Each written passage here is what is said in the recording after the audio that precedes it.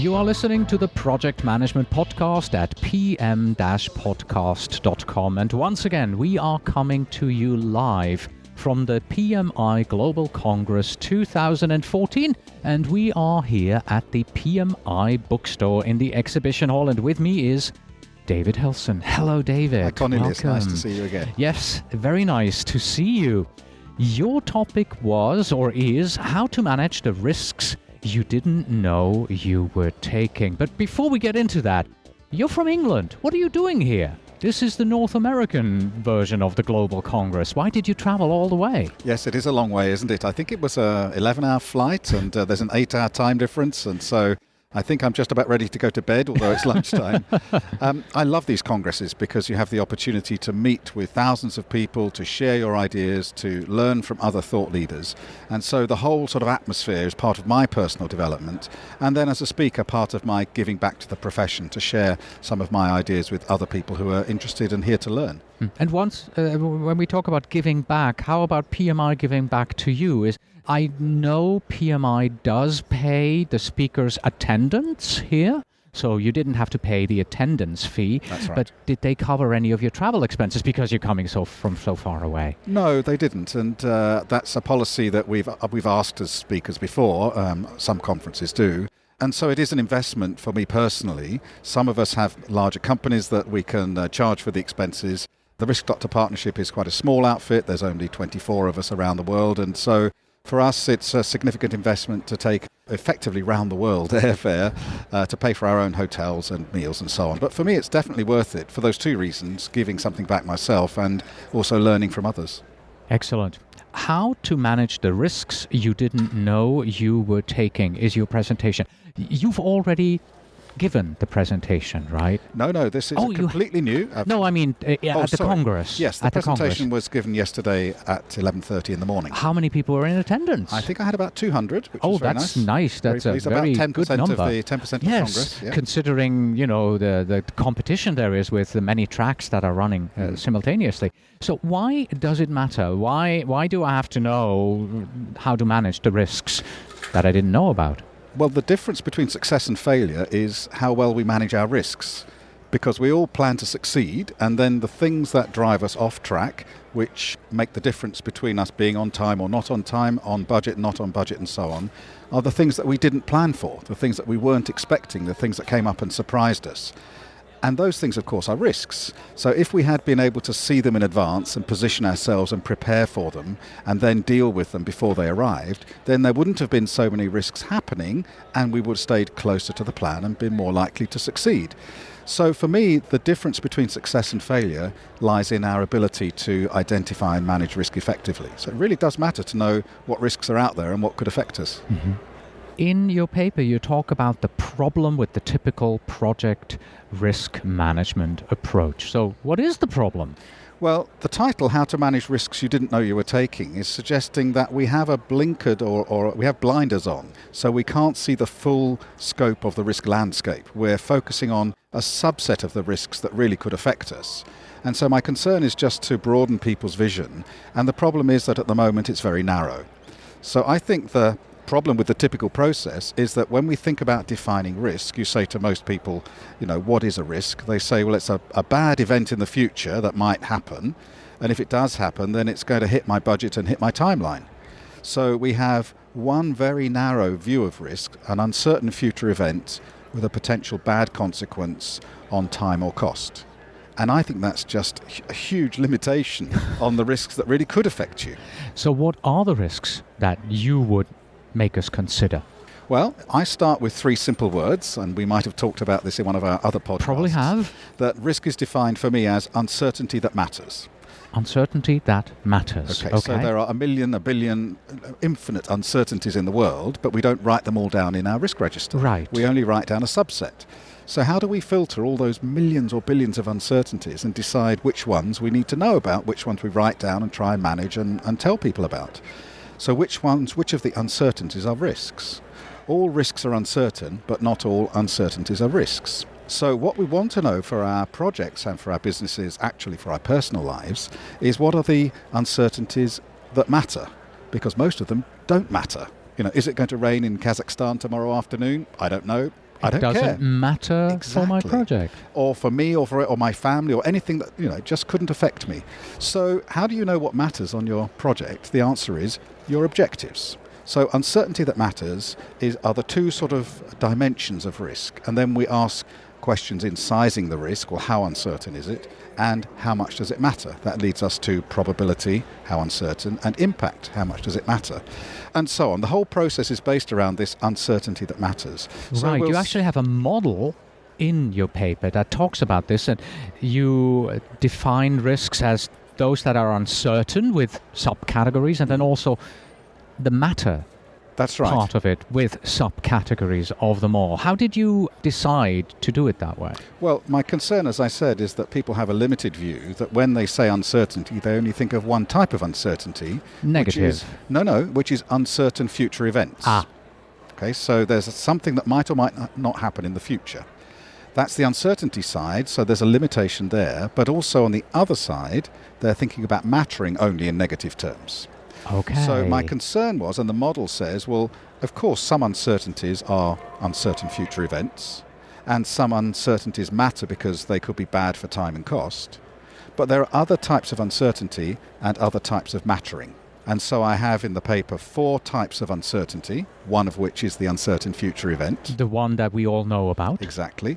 And then 2 types of mattering, which are the bad ones, the threats, but also, as PMI is very clear in the definition, that it includes the good ones. There are good uncertainties, uncertainties that matter because they can help us. We call those opportunities.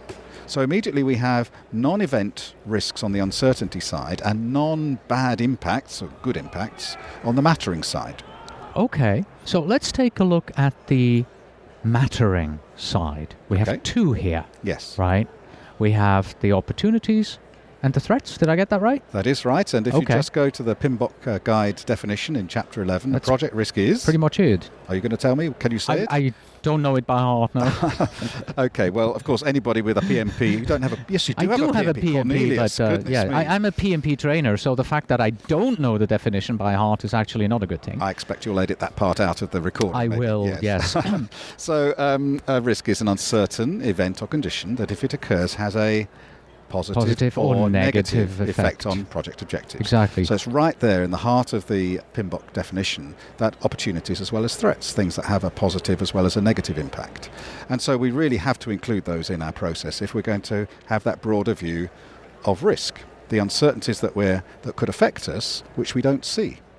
Actually, in my paper with 200 people there yesterday, I asked people to raise their hands if they knew the definition, and nearly all of them did, which was good.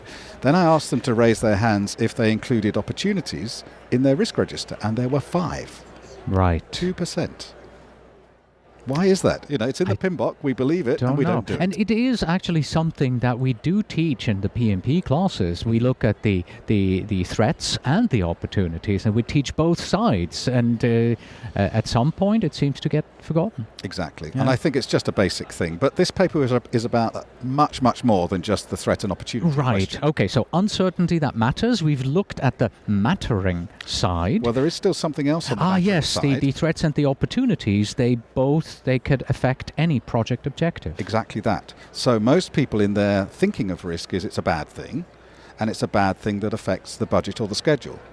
So they really only think about the time and cost objectives. Oh, so even narrower there. Yes. So we have to expand that view as well. Yes, we do. So there are, of course, other project objectives. There's scope and there's quality and there's performance. There might be safety objectives or regulatory compliance objectives. And all of those things, we want to identify the uncertainties that could affect those, either good ones or bad ones. So if our limited view of risk is just it's only a threat to time or cost, then we're missing the uncertainties that could affect other objectives, not just the budget or the schedule. All right. Now, one risk that matters to us here is the fact that we're getting very close to lunchtime and people will be filing in here pretty soon. So, ladies and gentlemen, if you start noticing the background level of noise and chatter to go up, well, that's what just happened. And So- also there's probably my stomach rumbling as we get closer to lunchtime. You're hungry. Yes. Okay. So that was the mattering side. Yes, it is. Let's take a look at the uncertainty side of the uncertainty that matters. One The one we all know about, that's just the normal event risks, right? Yes, that that's everybody right. always talks about. Yes, so clearly those are uncertainties that matter. There are things like a supplier may go out of business, or the client changes their mind about the requirement, or we lose a key resource. All those standard things that are events which are in the future haven't happened yet, and they might or might not. So they have a probability of occurrence. But what I'm saying is there's not just that. There are other types of uncertainties that could matter to us. Right, and you have 3 of them, and they are in overview here, there are variability risks, ambiguity risk, and emergent risk. Yes. Shall we So- take them in turn? Absolutely. Let's start with the variability risk. Well, this is very interesting because this is an uncertainty that can affect planned tasks. Risks are unplanned things. We don't expect a bad thing or a good thing to happen. It wasn't in the plan. It comes up and hits us. That's why it's an uncertain future event. Okay? But there are also things that we plan to do where there is some uncertainty about them. So variability is, the Latin word for a variability risk is aleatoric. I'm sorry about that, but the Latin word alea means a dice. So I have a die, and I'm going to throw it onto the table, and the outcome is uncertain. 1, 2, 3, 1 out 4, of 5, 6 numbers, yes. So I know I'm going to throw the die. I know I'm going to get a number. I just don't know what the number is. Now, there are things that we do in the project which are like throwing the dice. So we're going to run a trial, and we don't know how long the trial will take. We plan for it to be a 10-day trial, but we could be done in 7 or 8 days, or it could be 12 or 15. So we throw the die for the trial, and the outcome is one of a number of things, but we don't know which one. Or we have a target productivity level for the project, and we expect people to do a certain number of lines of code or a certain number of bricks they're laying in the construction. And we know we're going to do the task, we just don't know what their productivity rate will be. It could be higher or lower. Now, if we think about this as an event, it doesn't work, because we're definitely going to do the thing, so the probability is 100%. It's just that the value of it when it happens, we don't know. So it's a different type of uncertainty. We have variability about the outcome, not about the event itself. How do we manage that? Well, we clearly need to both reduce variability, so there's Okay. less upside downside, Yep. and we also need to what I call left shift the variability. So instead of saying there's an upside and a plan and a downside, and the upside is on the left of the plan, it's earlier or it's cheaper, Right. and the downside is on the right of the plan, it's later or more expensive. So in other words, you're saying make it shorter, make the variability to be positive for our project. Move it more towards the positive if we More can. towards the positive, So first yes, of all, of course. reduce the variability so the span is less. Yes. And then move it to the left, Left. so to the cheap side or to the fast Right. side, so that we're actually less exposed to uncertainty. Okay. So that was variability risk. Mhm. Then we have the ambiguity risk. Yes, would you like another technical term? I saw it in the paper and I'm not sure I can pronounce it. Okay, epistemic uncertainty. There you go. Okay. So now we have a Greek word. Episteme means knowledge. So epistemic uncertainty is where we have uncertainty arising from our lack of knowledge, which is what ambiguity is. So there are things that are true about our project. They have 100% certainty. We know they exist, like we haven't signed the contract, or we're going to launch a new product and the competition will respond in some way. The ambiguity is that we don't really know the dimensions of that response or the dimensions of that effect. So let's take the fact that we're going to launch a new product into the marketplace. We know the competitors are going to respond somehow, but they might just ignore it, or they might have a very aggressive marketing campaign. They might launch a new product. They might withdraw from the market. They might try and take us over. So the ambiguity is around, well, when we do the thing we plan to do, there's something else we don't know, something else we don't understand. Or, for example, we might have to use new technology in our project. And we know we've got to use it. It's a fact. It has 100% probability, but we've never used it before. So will we find problems or won't we? It arises from our lack of knowledge. It's a different type of uncertainty. And how do we manage that? I don't think we can left shift that, can we? No, we can't. But, lack of knowledge, it's like being in the mist. What we need to do is scope out where our areas of lack of knowledge exist. So you map the knowledge deficit, that's the technical phrase, and then we explore and experiment. And the best way to explore and experiment is to take small steps. So we step into the fog, step into the fuzzy area, see if we can see where we are, and then we plan from there. And of course, we call that incremental development. We might call it agile. We might call it prototyping. It's all that same, which we're familiar with in the world of projects. So through exploring and experimenting, we can reduce the ambiguity, reduce the uncertainty. It's an uncertainty that matters, but we can manage it. All right, so we've had variability risk, ambiguity risk, and then we're closing with the emergent risk. Yes, there's a really nasty name for these. The technical name is ontological uncertainty. I'm sorry about that. But fortunately, they have a much more friendly name. Emergent risks are also known as black swans. So everybody's heard of the black swan. The black swan is the thing that you couldn't imagine until it came across your path.